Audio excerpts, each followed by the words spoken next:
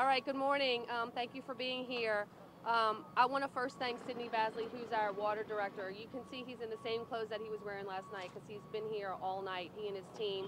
Obviously, what you see behind us is our emergency contractor. The good news is that the repair has been made. It was 20-inch pipe, 20-foot repair. They were just moving it over there, so if you want to get some pictures of the pipe that was there. You know, people are asking what happened. It was just an old pipe that the bottom collapsed out of it. You know, Sidney believes the pipe was from the 1940s. So I think the additional extreme weather we've had and the soil conditions, the drought and the freezing weather probably exacerbated that situation. But generally the pipe just was out of its useful life. We can go further into that. 2 years ago, the council and the administration got behind a rate increase. We have 70 projects going on in the parish now because we know we're on top of an aging system, and that's a different conversation. But just for today, just know that we're trying to rebuild pressure back into the system. It's going to be a slow process because we want to go gradually to make sure we do it right. So on the East Bank, again, this is only affecting the East Bank residents. You're going to see pressure build up today. I don't want to give a time because I don't know, and we've never been in this situation before. So I don't want to give an expectation of an exact time when, honestly, I'm going to say today you're going to see the pressure build back up as the system gets re-energized. Again, the same message that I said last night. Even though it seems normal and it seems like the pressure is coming out of your faucet like normal, it's not normal conditions. We're still under a boil water advisory. We have still had low pressure. Contaminants are able to get into the system when you have low pressure. We were turned off, you know, so we've got to get back up to pressure.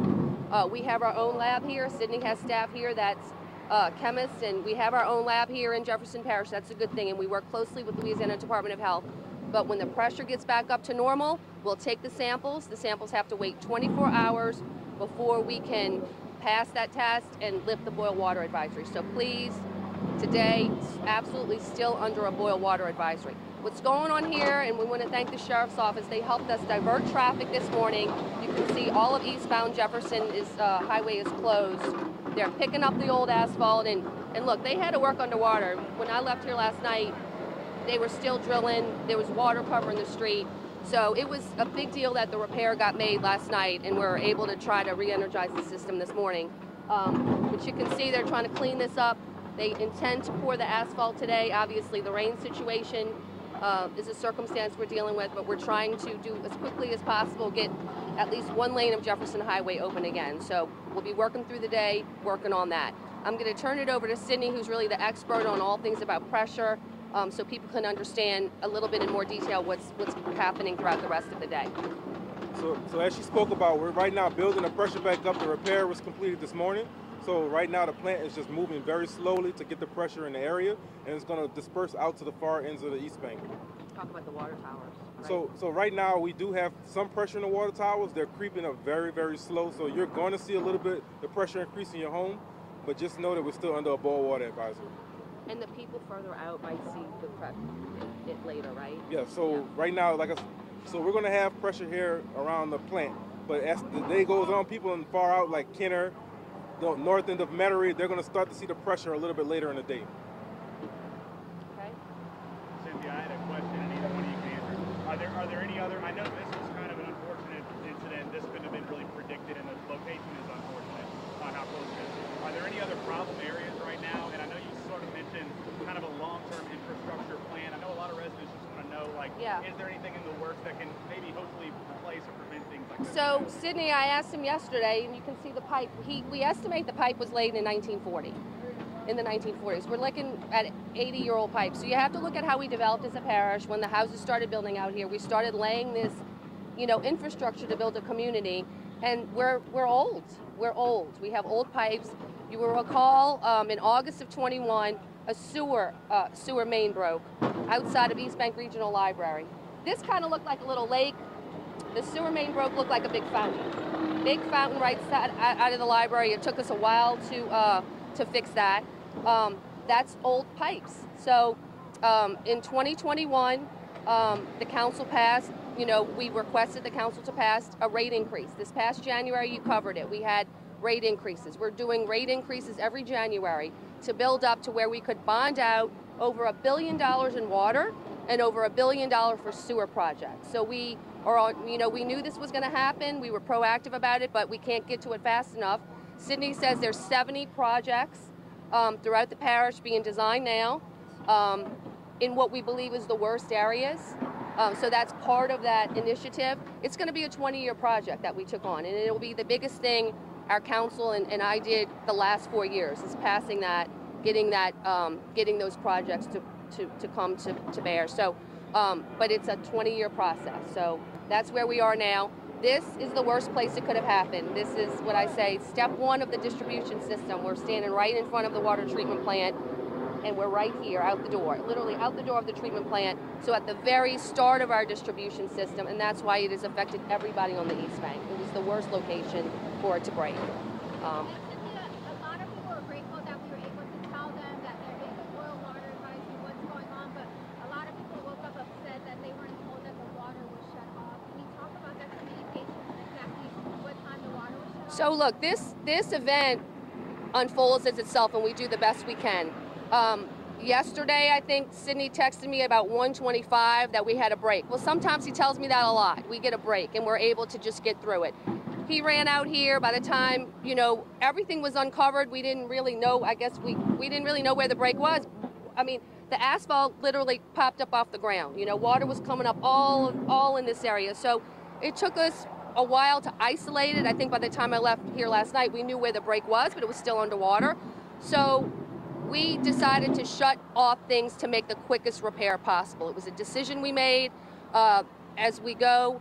I trust Sidney. He and his team, it's about making the fastest repair possible. Everybody was asleep. That's the decision we made. And we're here now with the repair, energizing the system this morning. So we're trying to get the shortest path to the repair and the shortest path to get people working. If we'd have known yesterday in the afternoon we would have shut off the water, we would have told you. But it's a decision made when the information reveals itself, and we make the best decision we can. And Sidney, and his team are used to this. And so, you want to add any more? Yeah, definitely. If we didn't make that call last night, we would still be this morning spinning our wheels trying to get the break off and trying to figure things out. By us making that quick decision last night, we were able to get it repaired by 5 this morning, and where we are now, getting the pressure back up.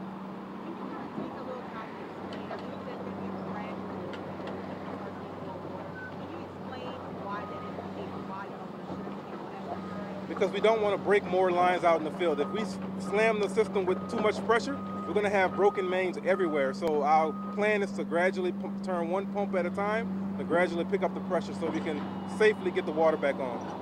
And we've been reporting in different parishes that they've had water out for a week now since that freeze. I'm sure some people are scared. Could that be the condition here in Jefferson Parish? I'm sorry, say that again? Some people in our area, for an example of home, they've been out for water for a week since that freeze. Some people are scared that could be the case, that the situation here in Jefferson Parish. So it's everywhere. Everybody's experiencing the same things right now. It's how you handle it. So everybody experienced a drought, then we turned around and experienced a lot of rain in December, then we turned around and had a freeze again in January. Those conditions will change the soil everywhere in South Louisiana, and everybody's susceptible to have broken water lines due to those extreme weather conditions. But we're not expecting to be out long-term, Sidney, right? No, not at all. Unless no, something, as it stands now, again, we're hoping the pressure's going to come in today. We'll be able to test, and we're hoping for a much shorter time frame to be back to normal.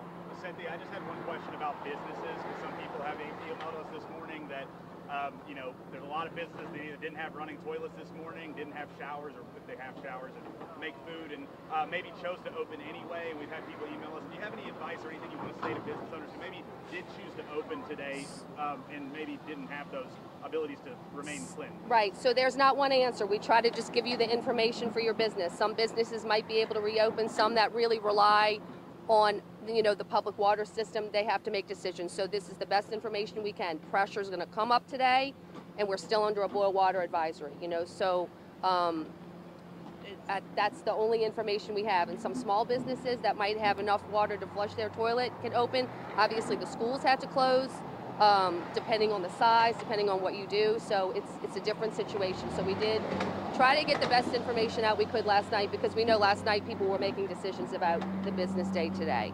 And stay in touch with us. We'll throughout the day give you the latest updates that we have. Any timeline on this road reopening? No, I mean, you can see they're still in the midst of clearing out the old asphalt. It was an incredible, a big operation. You know, yesterday at 1:30, this whole area was underwater. I mean, they've done an incredible repair very quickly. I know people are frustrated, but this was the fact that they dug it out underwater, made the repair overnight, and now we're looking at repair done, just trying to get the system back up, and then hopefully pouring the road today. They tell me that they can pour the asphalt without the rain. They need to get it sealed, and if it rains after that, it's even better. But they got to pour it with no rain conditions and seal it with no rain conditions. And then after it's sealed, the rain actually helps it get closer to being drivable. So, yeah. Okay. You've talked about in the past that these emergency repairs are more costly than Yes. these precautionary stuff. Do you have a sense at this point about how much this may cost the parish?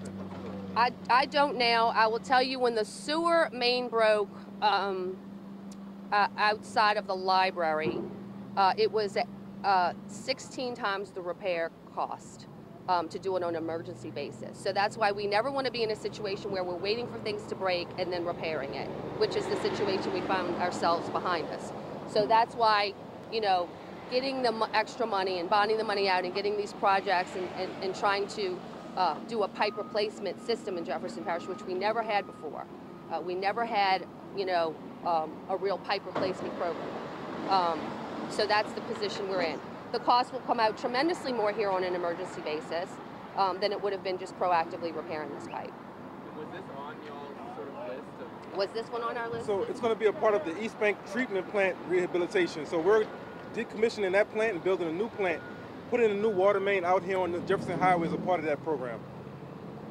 And a new lab, right? Yes, in a new lab. So behind here, what you see here is actually 3 water plants and our testing lab in this whole complex. So we do plan on, with that additional money, building a new plant that's going to replace 2 plants, right, Sidney, Yes. and a new lab. And the new lab is actually under construction now. The walls are up now. And a new water intake at the river, Yes. right? Is that done already? It's done. That's Completed. done. That's been completed. Yes. All right? Stay in touch with us the rest of the day. Thank you.